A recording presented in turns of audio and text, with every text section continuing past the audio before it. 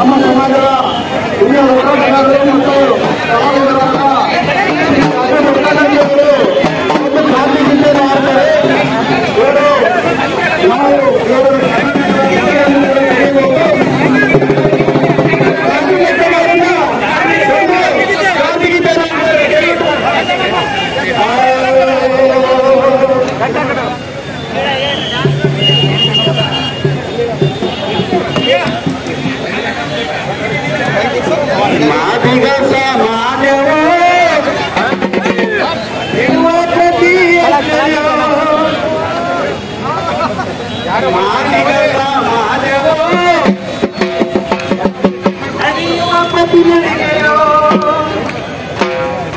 ಕಾಂಗ್ರೆಸ್ ಸರ್ಕಾರ ವಿರುದ್ಧ ಮಾಡಿದರ ಸಮರವೋ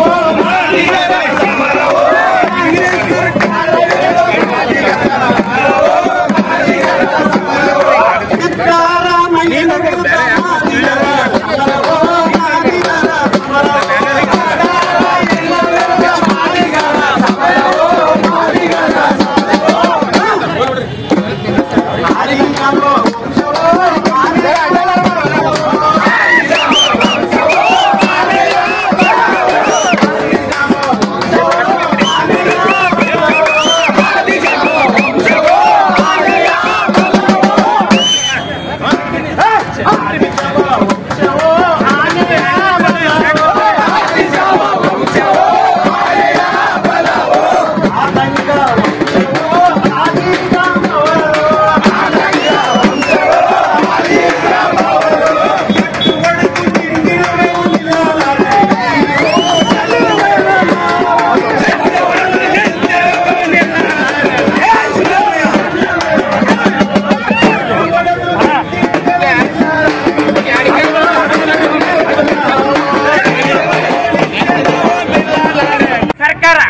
ಇವತ್ತೇನು 11ನೇ ತಾರೀಕು 8ನೇ ತಿಂಗಳು 2025 ಅಧಿವೇಶನ ಸ್ಟಾರ್ಟ್ ಆಗುತ್ತೆ. ಈ ಒಂದು ಅಧಿವೇಶನದಲ್ಲಿ ಇಲ್ಲಿ ನಡೆದಿರ್ತಕ್ಕಂಥದ್ದು ಬರೀ ಮುಖಂಡರಷ್ಟೇ, ತಾಯಂದ್ರು ಕೂಡ ಅವರು ಈ ಸಮುದಾಯದಲ್ಲಿ ಒಂದು ಜವಾಬ್ದಾರಿ ಇರ್ತಕ್ಕಂಥ ಕಾರ್ಯಕರ್ತರು ಬಂದಿರ್ತಕ್ಕಂಥದ್ದು.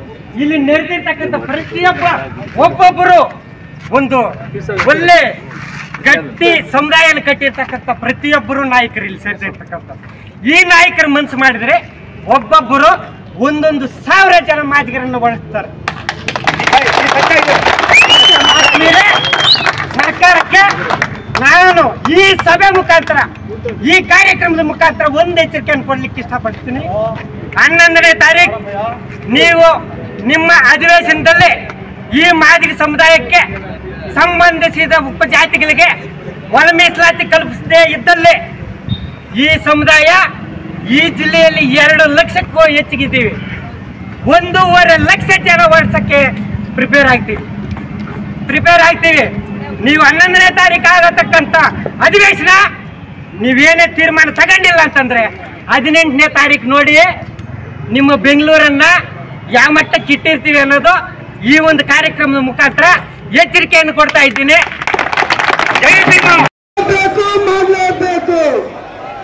ಮಾಡಲೇಬೇಕು.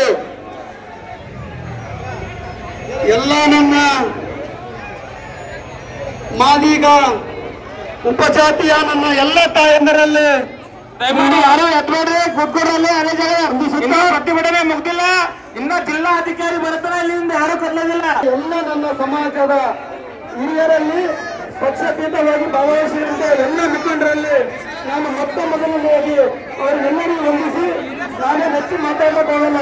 ಈಗ ತಾನೇ ನಮ್ಮ ಸಮಾಜದ ಹಿರಿಯ ಮುಖಂಡರು ಸಾಕಷ್ಟು ಮಾತಾಡಿದ್ದಾರೆ. ಹಾಗಾಗಿ ಇವತ್ತು ಸುಪ್ರೀಂ ಕೋರ್ಟಿನ ಆದೇಶ, ಸುಪ್ರೀಂ ಕೋರ್ಟಿನ 7 ಸದಸ್ಯ ಪೀಠ ಆದೇಶ ಆಗಿ ಇವತ್ತಿಗೆ 1 ವರ್ಷ ಕಾಲಾಯಿತು. ಇವತ್ತು ನಾನು ಈ ಕಾಂಗ್ರೆಸ್ ಸರ್ಕಾರಕ್ಕೆ ಕೇಳಕ್ಕೆ ಬಯಸ್ತೀನಿ. ಇವತ್ತು ಚುನಾವಣಾ ಪೂರ್ವದಲ್ಲಿ ಒಳ ಮೀಸಲಾತಿ ಜಾರಿ ಮಾಡ್ತೀವಿ, ಸದಸ್ಯ ರೀತಿ ಜಾರಿ ಮಾಡ್ತೀವಿ ಅಂತ ಪ್ರಣಾಳಿಕೆಯಲ್ಲಿ ಹೇಳಿಕೊಂಡು ಈ ಮಾದಿಗ ಉಪಜಾತಿಗಳ ಮತವನ್ನು ಪಡೆದು ಅಧಿಕಾರಕ್ಕೆ ಬಂದಂತ ಸಿದ್ದರಾಮಯ್ಯನವರು ಅಧಿಕಾರದ ಕುರ್ಚಿನ ಅಮಲಿನಲ್ಲಿ ಈ ಒಂದು ಸುಳ್ಳು ಹೇಳುತ್ತಾ ಈ ಸಮಾಜವನ್ನು ವಂಚನೆ ಮೋಸ ಮಾಡ್ತಕ್ಕಂಥ ಕೆಲಸ ಯಾರಾದ್ರೂ ಮಾಡ್ತಾ ಇದ್ದಾರೆ ಅಂದ್ರೆ ಅದು ಕಾಂಗ್ರೆಸ್ ಸರ್ಕಾರ ಸಿದ್ದರಾಮಯ್ಯ ಅಂತ ಹೇಳಕ್ಕೆ ಬಯಸ್ತೀನಿ ಬಂದಿದ್ದಾರೆ. ಇವತ್ತು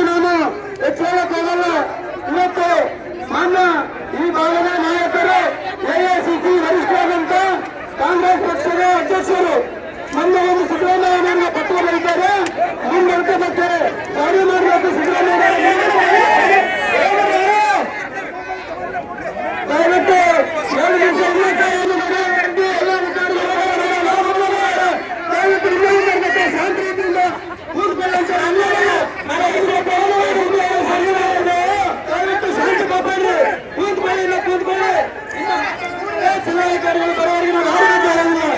ಅದಕ್ಕಾಗಿ ದಯವಿಟ್ಟು ಇನ್ನೊಂದು ದಯವಿಟ್ಟು ಶಾಂತಿಯಿಂದ ಕೂತ್ಕೊಳ್ಳಿ. ಈ ಭಾಗದ ರಾಷ್ಟ್ರೀಯ ನಾಯಕರು, ಎಐಸಿಸಿ ವರಿಷ್ಠರು, ಕಾಂಗ್ರೆಸ್ ಪಕ್ಷದ ಅಧ್ಯಕ್ಷರು ಮಾನ್ಯ ಸಿದ್ದರಾಮಯ್ಯ ಅವರಿಗೆ ಒಂದು ಪತ್ರವನ್ನು ಬರೀತಾರೆ. ಪತ್ರವನ್ನು ಜಾರಿ ಮಾಡಿ ಬರ್ತೇನೆ, ಮುಂಬರ್ತೇನೆ, ಕೂಡಲೇ ಕ್ರಮ ಕೈಗೊಳ್ಳಿ ಅಂತೇಳಿ ನಾನು ಮಾನ್ಯ ವರಿಷ್ಠರಾದಂತ ಕಾಂಗ್ರೆಸ್ ಪಕ್ಷದ ನಾಯಕರಿಗೆ ನಾನು ಕೇಳಕ್ಕೆ ಬಯಸ್ತೇನೆ. ಈ ವೇದಿಕೆ ಮುಖಾಂತರ 30 ವರ್ಷಗಳ ಈ ಹೋರಾಟ ತಮ್ಮ ಕಣ್ಣಿಗೆ ಕಾಣಲಿಲ್ವಾ? 30 ವರ್ಷಗಳ ನಮ್ಮ ಹೋರಾಟ ತಮ್ಮ ಗಮನಕ್ಕೆ ಬರಲಿಲ್ವಾ? ಇವತ್ತು ಈ ಮಾದಿಗರು ಬೀದಿಯಲ್ಲಿ ಅಲಿದಾಡ್ತಾ ಇದ್ದಾರೆ, ಪ್ರಾಣಗಳನ್ನು ಕಳೆದುಕೊಂಡಿದ್ದಾರೆ, ಕೇಸುಗಳನ್ನು ಹಾಕೊಂಡಿದ್ದಾರೆ. ಇವತ್ತು ಬೀದಿಯಲ್ಲಿ ನಾವು ಅಲಿದಾಡ್ತಾ ಇದ್ದೀವಿ. ಆದರೆ ಈ ಮಾದಿಗರ ಬಗ್ಗೆ ತಮಗೆ ಕಳಕಳಿ ಬರ್ತಾ ಇಲ್ವಾ? ಇವತ್ತು ಬರ್ತೇವೆ ಸಿದ್ದರಾಮಯ್ಯನಿಗೆ ಪತ್ರ ಬರೀತೀವಿ. ಇವತ್ತು ಅದೇ ಪತ್ರದಲ್ಲಿ ಬರೆಯಲಾಗುತ್ತಲ್ಲ, ತಕ್ಷಣ ಒಳಮೀಸಲಾತಿಯನ್ನು ವರದಿಯನ್ನು ಪಡೆದು ಒಳಮೀಸಲಾತಿಯನ್ನು ಜಾರಿ ಮಾಡಿ ಮುಂಬರ್ತಿಯನ್ನು ತರಬೇಕಂತ ಹೇಳ್ಬೇಕಾಗಿತ್ತು. ಆದ್ರೆ ನಾನು ಇವತ್ತು ಕಾಂಗ್ರೆಸ್ ಪಕ್ಷದ ಸರ್ಕಾರಕ್ಕೆ ಹೇಳಕ್ಕೆ ಬಯಸ್ತೇನೆ, ಈ ಮಾದಿಗರ ಮತಗಳನ್ನು ಪಡೆದು ಮಾದಿಗರನ್ನು ಎಷ್ಟು ವರ್ಷದಿಂದ ನೀವು ಮುಂಚಿತವಾಗಿ ವಂಚನೆ ಮಾಡ್ತಾ ಇದ್ದೀರಿ. ಸಿದ್ದರಾಮಯ್ಯನವರೇ, ಹಿಂದೆ ನೀವು ಹೇಳಿದಿರಿ 2013ರಲ್ಲಿ ಚುನಾವಣೆಯಲ್ಲಿ ಹೇಳಿ ಒಂದು ಸಲ ಅಧಿಕಾರಕ್ಕೆ ಬಂದಿರಿ. ನಂತರ ಹೇಳಿದ್ರಿ ನಾವು ಈ ಮಾದಿಗರ ಮತಗಳಿಂದ ಸೋತು ಅಂತ ಹೇಳಿದ್ರಿ. ನಾವು ಚುನಾವಣೆಯಲ್ಲಿ ಮನವಿ ಮಾಡ್ತಾರೆ ಅಂದ್ರೆ ದಯವಿಟ್ಟು ಎಲ್ಲರೂ ಶಾಂತಿಯಿಂದ ಕಾಪಾಡಿ ಅಂತ ಹೇಳ್ತೀನಿ. ಹಾಗಾಗಿ ನಾನು ಸಿದ್ದರಾಮಯ್ಯನವರಿಗೆ ಹೇಳಕ್ಕೆ ಬಯಸ್ತೇನೆ, ತಮ್ಮ ಅಧಿಕಾರದ ಆಶಕ್ಕಾಗಿ ಈ ದಲಿತರನ್ನು ಮೋಸ ಮಾಡಬೇಡಿ ಸಿದ್ದರಾಮಯ್ಯನವರೇ. ಇದು ನಿಮ್ಮ ಕೊನೆಯ ಒಂದು ಅಧಿಕಾರ ಇದೆ. ಈ ಒಂದು ಶೋಷಿತ ಜನಾಂಗಕ್ಕೆ ನ್ಯಾಯ ಕೊಟ್ಟರೆ ನಿನಗೆ ಸತ್ತದ ಸ್ವರ್ಗದಾಗ ಏನಪ್ಪಂದ್ರೆ ಸ್ವರ್ಗದಾಗ ನಿನಗೆ ಏನಪ್ಪಂದ್ರೆ ಒಂದು ಒಳ್ಳೆಯ ಸ್ಥಾನ ಸಿಗ್ತದೆ. ಸಿದ್ದರಾಮಯ್ಯನವರು ಅಧಿಕಾರದ ಅಮಲಿನಲ್ಲಿ ದಯವಿಟ್ಟು ನಾನು ಮಾತಾಡೋರಿಗೆ, ಪರಮೇಶ್ವರ್ ಅವರಿಗೆ ಮತ್ತು ಪ್ರಿಯಾಂಕಾ ಖರ್ಗೆ ಅವರಿಗೆ ವಿನಂತಿ ಮಾಡ್ತಿರ್ತೀನಿ. ಈ ಒಂದು ಒಳಮೀಸಲಾತಿ ಜಾರಿ ಮಾಡದಿದ್ದರೆ ಈ ಕಾಂಗ್ರೆಸ್ ಸರ್ಕಾರ ಮುಂದಿನ ದಿನಗಳಲ್ಲಿ ಯಾವುದೇ ಕಾರಣಕ್ಕೂ ಕರ್ನಾಟಕದಲ್ಲಿ ನಿಂತೆ ಕಾಣುವುದಿಲ್ಲ ಅನ್ನುವಂತ ಮಾತನ್ನು ಹೇಳ್ತೀನಿ. ಇನ್ನೊಂದು ಮಾತು ಹೇಳ್ತೀನಿ, ನೀವು ಮಾಡಿದ್ರೆ ಮತ್ತೊಂದು ಕೂಡ ಮಾಡಲೇಬೇಕು. ಇದನ್ನು ಮಾಡೋರೇನೋ ಬಿಡೋದಿಲ್ಲ. ಈ ಒಳಮೀಸಲಾತಿ ಜಾರಿ ಆಗೇ ಆಗುತ್ತೆ. ಇದು ಯಾರಪ್ಪ ಬಂದರೂ ಕೂಡ ತಡೆಯೋದಿಲ್ಲ. ಕಳೆದ 2023ರಲ್ಲಿ ಹೈದರಾಬಾದ್ನಲ್ಲಿ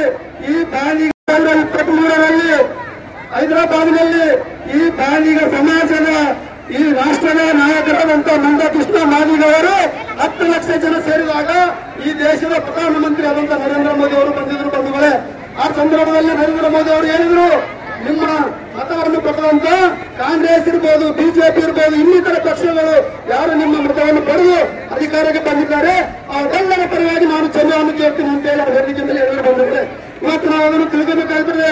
ಅವತ್ತಿನ ದಿವಸ ನರೇಂದ್ರ ಮೋದಿ ಅವರು ಹೇಳಿದ್ರು, ಮಂದಕೃಷ್ಣಣ್ಣ, ಇವತ್ತಿನ ದಿವಸ ನಿಮ್ಮ ಜೊತೆಗೆ ನಾನು ಇದ್ದೀನಿ, ನನ್ನ ಹೋರಾಟದಲ್ಲಿ ನಾನು ಇದ್ದೀನಿ, ನನ್ನ ಸರ್ಕಾರ ಸಂಪೂರ್ಣ ನಿನ್ನ ಬೆಂಬಲಕ್ಕೆ ನಿಲ್ತೀನಿ ಅಂತ ಹೇಳಿ ಅವತ್ತಿನ ದಿವಸ ನರೇಂದ್ರ ಮೋದಿ ಅವರು ಹೇಳಿದ್ರು ಬಂಧುಗಳೇ. ಅದೇ ತಕ್ಷಣ ನರೇಂದ್ರ ಮೋದಿ ಅವರು ದಿಲ್ಲಿಯಾಗಿ ಸಮಿತಿಯನ್ನು ರಚನೆ ಮಾಡಿ ಸುಪ್ರೀಂ ಕೋರ್ಟ್ನ 7 ಸದಸ್ಯರ ಪೀಠದ ಮುಂದೆ ಅಟಾರ್ನಿ ಜನರಲ್ಗಳನ್ನು ನೇಮಕ ಮಾಡಿ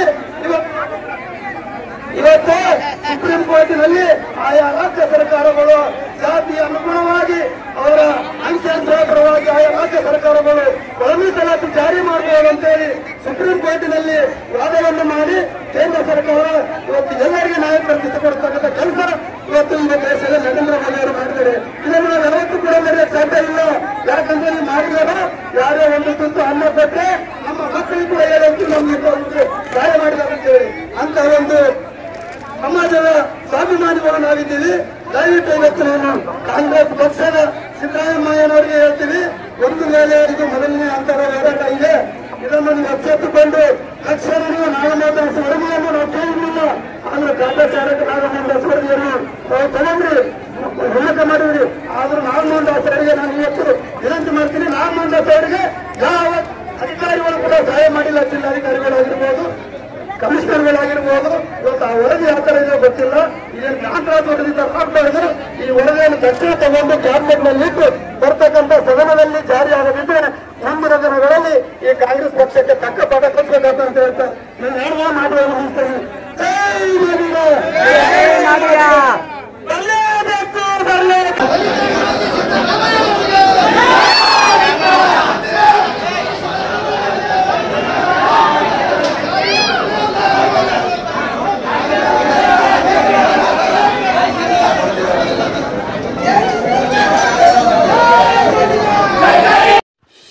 Thanks for watching. Read, discuss and debate with editor Dr. Yan Prashant Rao. Wanted reporters in print, digital and visual media for Bharat Vaibhav Daily Newspaper, BV News 5 Channel and BV Fast Web News from all the talukas of Karnataka, Goa and Maharashtra. If interested, send your resume to 9019229369.